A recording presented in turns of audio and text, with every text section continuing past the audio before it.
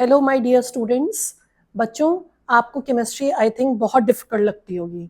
11th-12th के बच्चे हैं या वो नीट की प्रिपरेशन कर रहे हैं या जेई की। मैंने अक्सर सुना है बच्चों को केमिस्ट्री बहुत डिफिकल्ट लगती है, बट मैं यहाँ पर इस चैनल पे आपकी केमिस्ट्री की बहुत सारी प्रॉब्लम्स का सॉल्यूशन लेकर आई हूँ। इसमें आप अपने बेसिक पॉइंट्स जो आपको आज तक नहीं समझ में आए हैं वो आप बेसिक्स क्लियर कर सकते हैं। आप कमेंट बॉक्स में अपने क्वेश्चंस भी डाल सकते हैं। तो आप अगर वीडियोस को लाइक करते हैं, बहुत अच्छे से देखेंगे तो आपको जरूर पसंद आएगी। और आप वीडियो को लाइक करिए और चैनल को सब्सक्राइब करिए, जिससे कि मैं मोटिवेट हूँ आपको आगे के और क्वेश्चंस और प्रॉब्लम्स सॉल्व करने के लिए। आपको हमारे चैनल पे नीट के पीवाईक्यूज भी मिलेंगे, जेई के पीवाईक्यूज भी मिलेंगे और बहुत छोटे छोटे टॉपिक्स आपको समझाए गए हैं, बहुत बेसिक से। बिल्कुल, तो आप कोई उसमें बहुत ज्यादा स्टोरीज नहीं बिल्डअप की गई हैं, ना आपका टाइम वेस्ट होगा, जैसा कि बहुत सारे चैनल्स पे होता है कि बहुत स्टोरी सुना सुना के एक्सप्लेन किया जाता है, जैसे कि बहुत टाइम भी वेस्ट होता है बच्चों का। यहाँ पर ऐसा बिल्कुल भी नहीं होगा।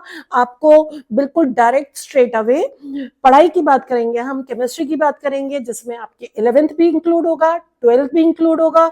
बहुत बेसिक से टॉपिक्स होंगे और उससे आपका नीट, जेई मेंस सब में बहुत ज्यादा बेनिफिट होगा।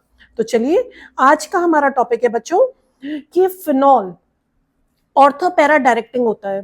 फिनॉल ऑर्थो पैरा डायरेक्टिंग क्यों होता है, या कोई भी ग्रुप ऑर्थो पैरा डायरेक्टिंग होता है या मेटा डायरेक्टिंग होता है, ये बात कैसे पता चलती है, कैसे प्रूव किया जाता है?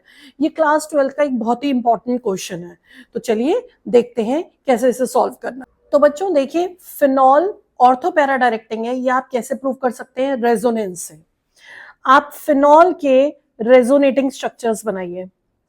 देखिए, ये फिनॉल का OH ग्रुप है। ये कैसा ग्रुप है? Electron releasing group. Electron releasing group क्या करेगा? अपने इलेक्ट्रॉन इस बॉन्ड को देगा। जब ये अपने इलेक्ट्रॉन इस बॉन्ड को देगा तो क्या ये कार्बन 5 बॉन्ड्स बनाने स्टार्ट कर देगा? 4 तो पहले से ही बना रहा है, नहीं। तो ये वाला पाई बॉन्ड आगे शिफ्ट हो जाएगा। अब जब ये पाई बॉन्ड आगे गया तो इससे क्या इफेक्ट पड़ा? इससे ये इफेक्ट पड़ा बच्चों, यहां तो आ गया नेगेटिव चार्ज, क्योंकि यहां इलेक्ट्रॉन आ गए। इस बॉन्ड को और इस बॉन्ड को आपने टच भी नहीं किया, यहां बन गया डबल बॉन्ड, और यहां से इलेक्ट्रॉन चले गए हैं तो आ गया प्लस चार्ज। अब ये आगे जाएगा नेगेटिव चार्ज और ये पाई बॉन्ड फिर से आगे। तो इसी तरीके से नेगेटिव चार्ज और पाई इलेक्ट्रॉन्स घूमते जाएंगे। देखिए, अब नेगेटिव चार्ज किसी और पोजीशन पे चला गया, यहां आ गया। अब नेगेटिव फिर आगे और पाई बॉन्ड फिर उससे आगे।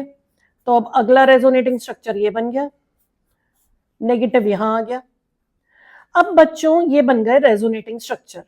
आप जरा इन स्ट्रक्चर्स को ध्यान से देखो और ये बताओ कि इस OH के रिस्पेक्ट में नेगेटिव चार्ज कहां आया?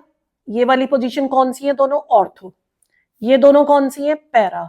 ऑर्थो, पैरा, और फिर से ये कौन सी पोजीशन आ गई? ऑर्थो। देखो, ऑर्थो, पैरा, ऑर्थो।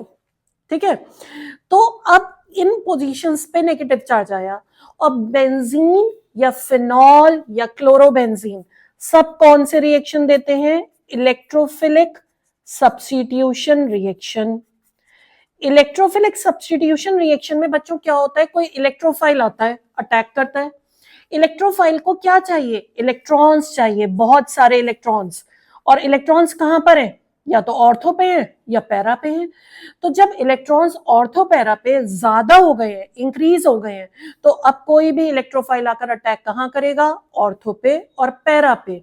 इसीलिए फिनॉल क्या है? Ortho para directing group.